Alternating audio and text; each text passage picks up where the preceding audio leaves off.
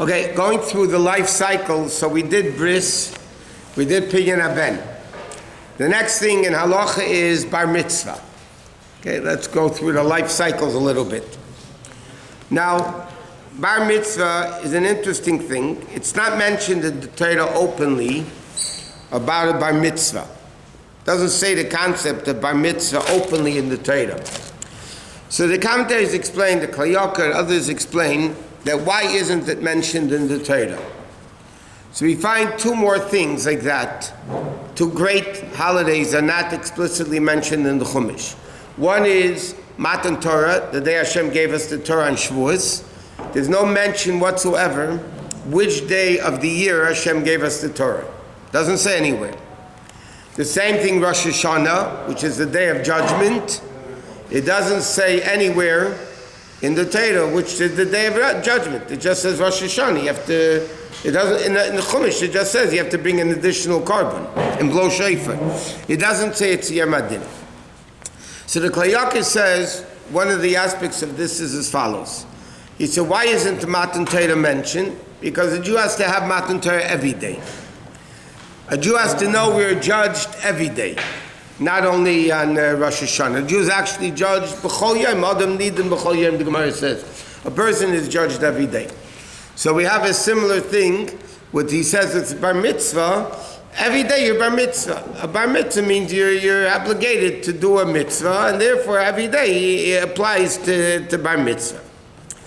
Now, a few more interesting things. How do we know that a bar mitzvah boy, we learned this a few times, how do we know a bar mitzvah boy is bar mitzvah 13?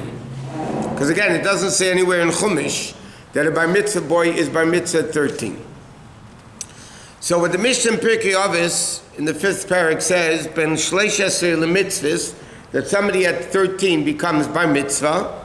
So Rashi in Pirkei Avos and Shuvas Harosh, different places say there's two sources for this, so to speak.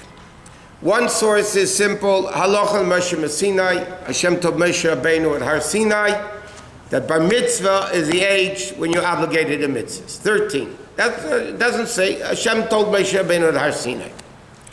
Another source of it is, we learn it out from Chumash, because in Parshas Vayishlach, when the Shimon and Levi killed out the whole city of Shechem for defiling Dinah, their sister, so the pasuk says, "Vayichu shnei bnei Yaakov, Shimon v'Levi achei Dinah," the two sons of Yaakov, Shimon and Levi, the brothers of Dinah, ish charbe. Each man took his sword. And according to the calculations, Levi at that time was 13. And the Torah calls him Ish. The Torah calls him a man. So that's the second source that we learn out, that Ish, bar mitzvah, is at 13. Why do girls become bat mitzvah a year earlier? What's the reason for that? So the Gemara says, because the pasuk says, Bina Yisera Nitna Beisha Yesim Beish. Women have more Bina, understanding than men. So therefore, if men mature at 13, women mature at 12, and therefore at 12 years old, they're obligated in the mitzvahs, and that's really the source of bar and bat mitzvah. What difference is there halachically between these two reasons? What's the halachic difference if a bar mitzvah becomes 13, because that's what Hashem said to Moshe Rabbeinu at Har Sinai, like all the other, how do we know you have to eat a kazayis of matzah? How do we know? It's because Hashem told Moshe Rabbeinu at Har Sinai. It doesn't say in Chumash. Or because Levi was called Ish, so we see a man is at the age of bar mitzvah. So the commentaries explain, the Rebbe brings it down also. The commentaries explain there's a very simple, basic, fundamental halachic difference between the two. Now we know a non-Jew has the Sheva Mitzvahs B'nai Noach. A non-Jew has the 7 Noahide laws.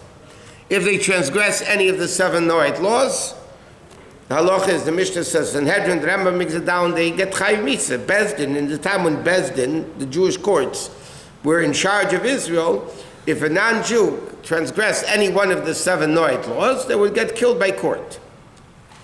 So now the question is, how old is a guy to be obligated in mitzvahs? At what age does a non-Jew become obligated that if he stole, or adultery, or murder, or ate the live limb off an animal, or what didn't set up a judiciary, whatever the 7 mitzvahs b'nei noachad. So what age does a non-Jew become obligated to mitzvahs? So they say like this: if the reason we learn out bar mitzvah is because of the word ish, man, so then it's a biological thing. You become a man at 13. Okay, so then a non-Jew also becomes a man at 13. So over 13 and up, he would be obligated, and if he doesn't, he would get killed. If he'd be a 10-year-old kid, he's not a man yet. You see, he's not mature enough to understand the obligation. If the reason is because Hashem told Moshe Rabbeinu at Har Sinai, this is like the shiur, the amount that a boy becomes mature. So the din is, shiurim only applied to Jews, not to Goyim. One second. Amount only belonged to Jews, not to Goyim. So according to that reason, when does a non-Jew become obligated in his mitzvahs?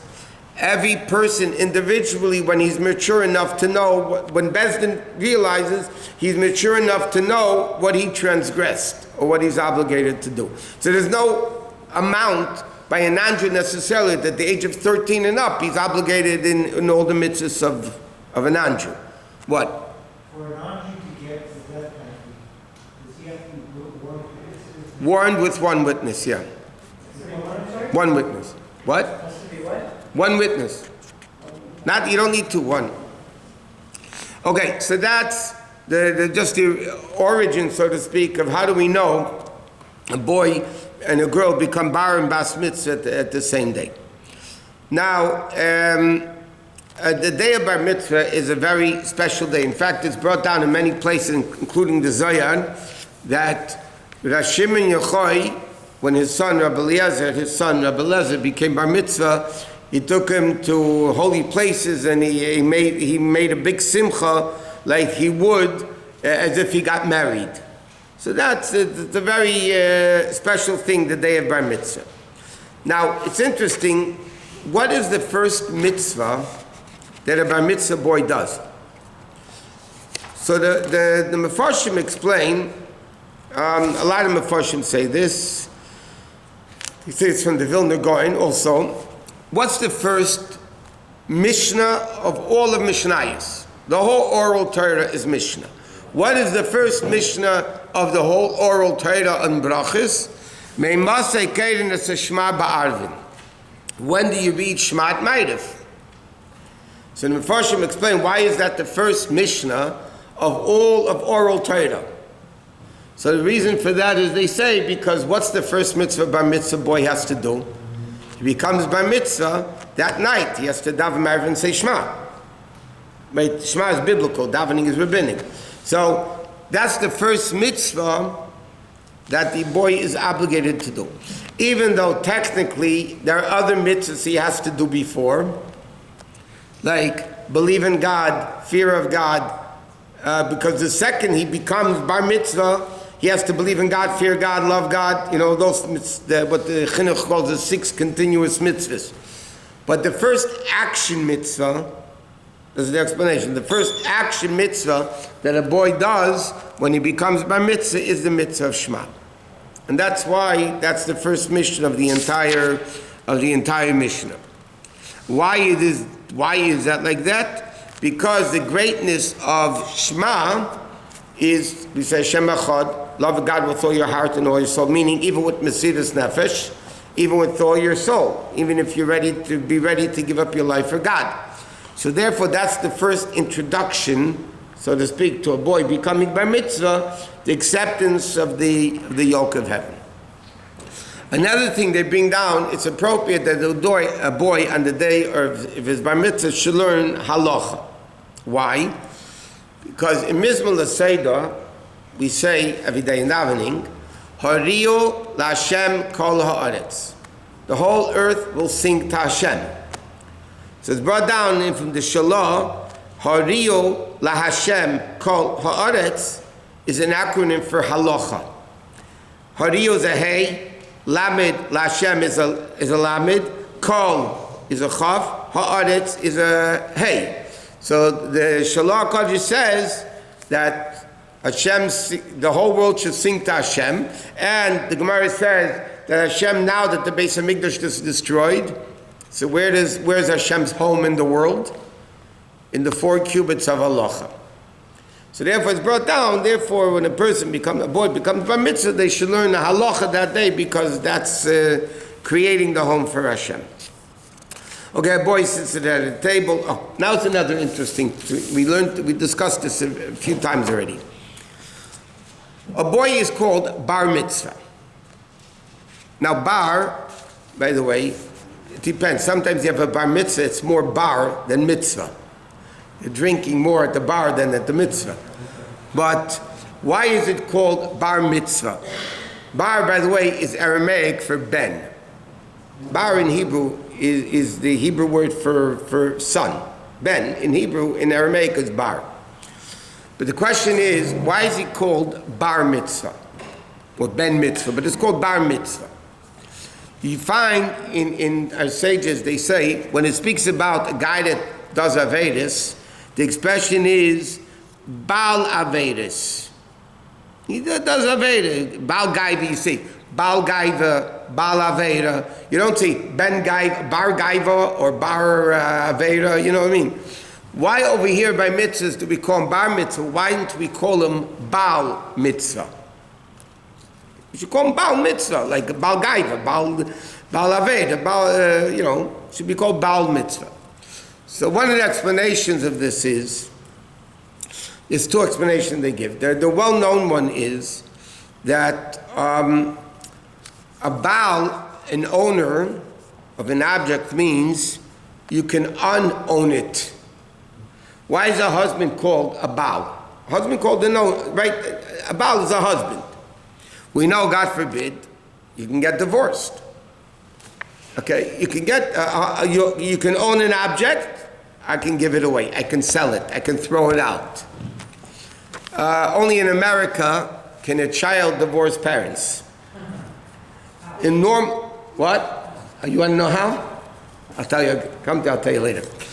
Anyway, a child is an extension of the essence of the parent, right? There's expression, the son is the knee of the father. So when a Jew has a mitzvah, becoming bar mitzvah, we tell him right away, it's not that you are Baal mitzvah, you own a mitzvah, now you can get rid of it. Bar mitzvah means you're a son of a mitzvah, means that's part and parcel of your very being, is that you have a mitzvah. It's not something, Baal Aveda, okay, a guy that does sins, you can do tshuva and you get rid of the sin. Baal Gaiva, you're haughty, you can become humble and you're not Baal Gaiva anymore because you can get rid of it. But a mitzvah, you can't get rid of. It's your part and parcel of your very being. That's one explanation. Another one, they based on the Zohar, that when does a person really fulfill the obligation of having children? When they create the child that follows in the way of Torah mitzvahs. So because now he's bar mitzvah, he's following in the way of Torah mitzvahs, so therefore it's called bar, because then the father is like he had a son. Now it's like he did the mitzvah of having a child because he's doing the mitzvah that he wants to do. Okay, that's also that. Okay, 1 second. Okay, my father has to make a su'udah. The kid is supposed to speak. Okay, to be continued tomorrow.